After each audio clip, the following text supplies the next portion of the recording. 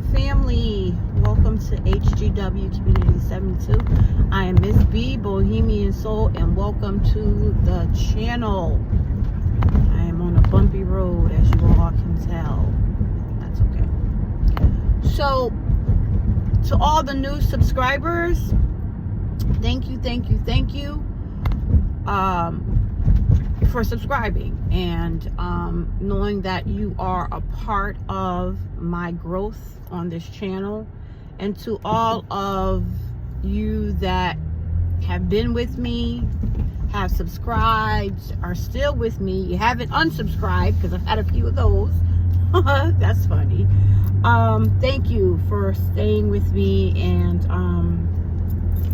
being a part of the family. So I'm going to go ahead and get right on into this video. And let me just say, it is 43 degrees.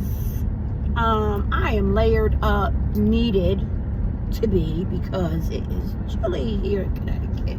But I love it. It is a very classic, crisp fall day. So, but I want to talk about a serious topic. At least I think it's serious, and that is undealt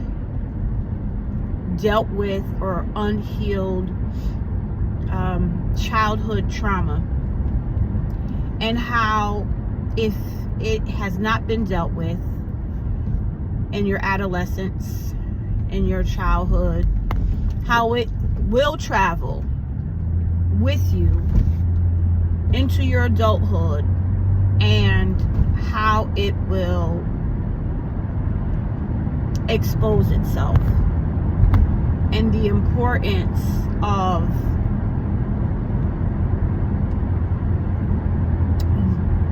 getting that healed. And I'm speaking to parents like myself who have children, teenagers, children, and you have possibly divorced their parent or ended your long-term relationship with that parent. Understand that ending, that changing of the family dynamic has and will affect your child. And unfortunately, they will be possibly traumatized, because a lot of times what happens is the parent that is no longer in the household,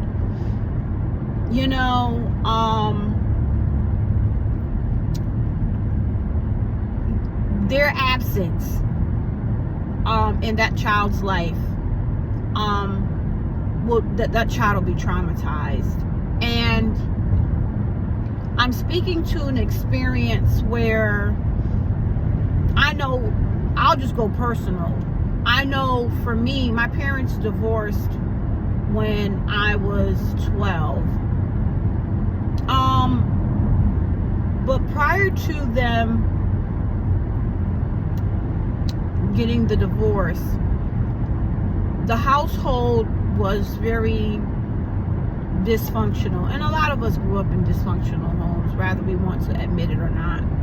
Don't get me wrong, like, both of my parents worked. My brother and I, we wanted for nothing, so to speak.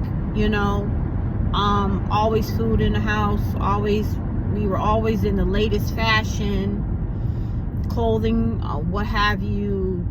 Back then, newest music came out, we got the albums, we were able to, we lived a good life on the outside. Our lives are very, very good,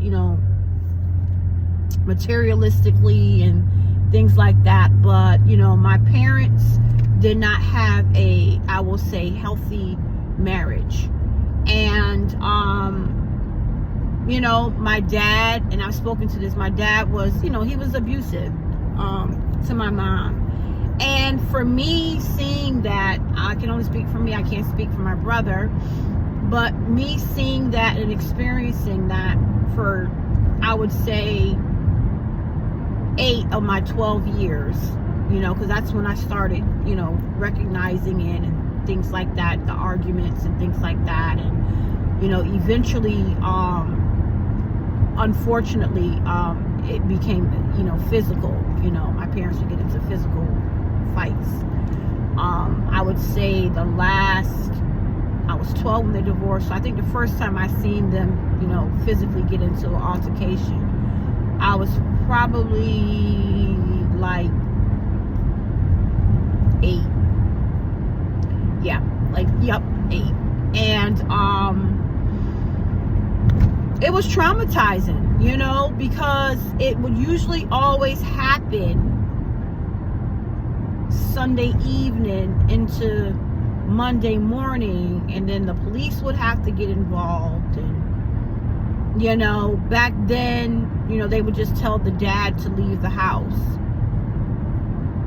and the expectation from my mother was, yeah, the police just left the house at 2 a.m. Monday morning, and yes, it is expected that you and your brother will get up in the next 4 hours, 5 hours, and go to school like regular. And don't go to school and act up like you don't got no sense. And we did not. I did not. So that created a lot of trauma, and it was never dealt with. I mean, when my parents did divorce, I do remember my mother having me go to speak with a counselor outside of school. The school didn't know, because that was family business. So how was I affected with childhood trauma into my adulthood? I became a very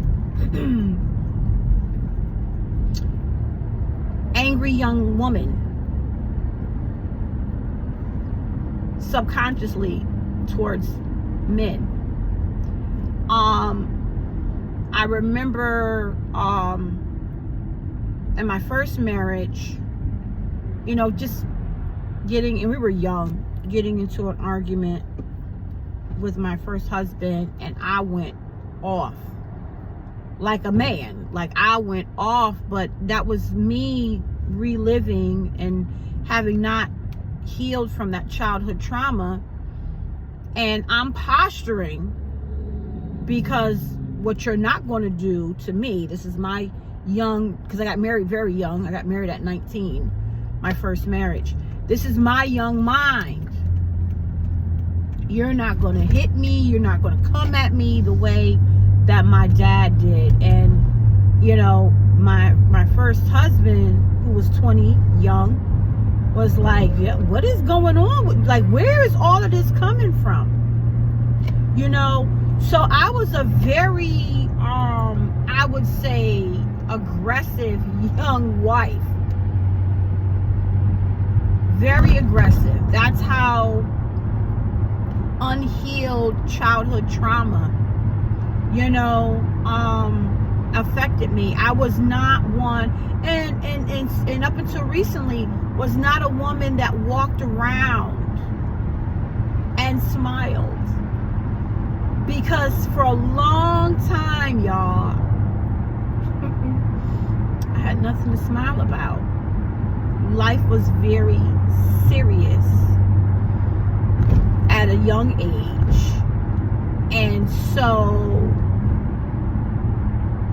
I recently was talking to a friend of mine, and we was having a conversation a couple of months back, and he was just sharing with me like the type of women that he stays away from. And one of the things he said was, if I find a woman that can't smile, I run away from her. I stay clear of her. And I said, why? He said, because if you can't smile, that tells me that life has beat you up, and you're a very hard woman. And I'm not trying, he said, like, and I'm not trying to chisel that away. And I said, well, dang. I said, well, I told her, I said, well, you know, you're going to meet a lot of women that you describe are like that. And, you know, he and I, we laughed about it or whatever. But it made me really reflect. Like, that was me for a very, very long time. And that is just one example for a woman that cannot have a smile on her face in life. I would almost say 95% of the time, it has to do with unhealed childhood trauma. And it has made life for her, or had made life for her, very difficult, very hard, nothing to smile about, nothing to be happy about. And so as a woman, you see her, you know, people call it now, you have a resting bitch face. And I did. I mean, you know, I think I'm an attractive woman, so I was able to kind of get through it, you know, get through life with having a resting bitch face that didn't smile. I smile a lot now. I have a lot to smile about, you know, I really do. I have a lot to be happy about, and you know, so I just wanted to talk to that, and I just wanted to give an example of, you know, when you see a woman